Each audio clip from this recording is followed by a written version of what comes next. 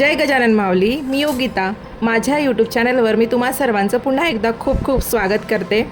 तुम्हा सर्वांना माझ्याकडून सुप्रभात. कारण आता ही सकाळची वेळ आणि आता माझी कामाची सगळी गडबड चाललेली आहे. आवरासवर करणे, सगळं आवरून घेत आहे मी आता व्यवस्थित.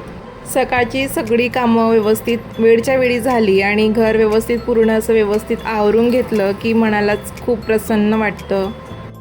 आणि आज सकाळचं वातावरणसुद्धा खूप छान आहे. आता पावसाळ्याचे दिवस आहे म्हटल्यावर थोडंफार पावसाचं वातावरण तर आहेच. आणि आता कोणाकोणाला पावसाळा ऋतू आवडतो हे तुम्ही मला कमेंट करून सांगा.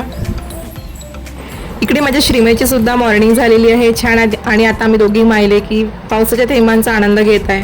मंडळी, आपलं वागणं बोलणं कधीच असं नसावं की ज्यामुळे समोरच्याचं मन दुखावलं जाईल किंवा समोरच्याला आपला सहवास समोरच्याला नकोसा व्हायला लागेल.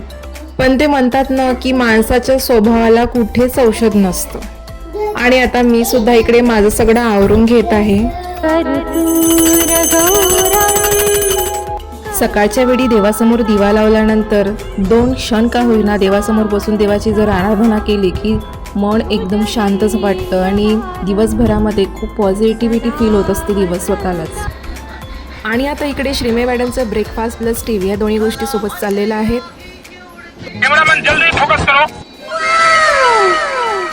आज मला वेळेवर पटकन आणि झटपट होईल असं काहीतरी ब्रेकफास्ट करायचा होता. आता म्हटलं काय करावं, तर म्हटलं चला शेवईचा उपमाच करूया.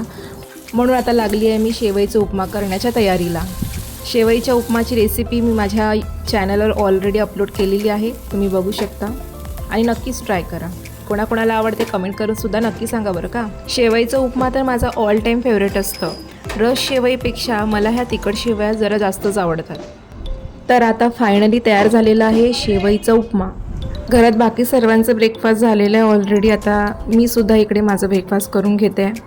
नाश्ता झाला लगेच चहा तर हवाच असतो, म्हणून आता इकडे चहासुद्धा बनवून घेतला आहे मी. आई आणि बाबांचा चहा तर ऑलरेडी झालेलाच होता, त्यामुळे आता मी माझ्यासाठी आणि माझ्या भावांसाठी चहा करून घेतलेला आहे.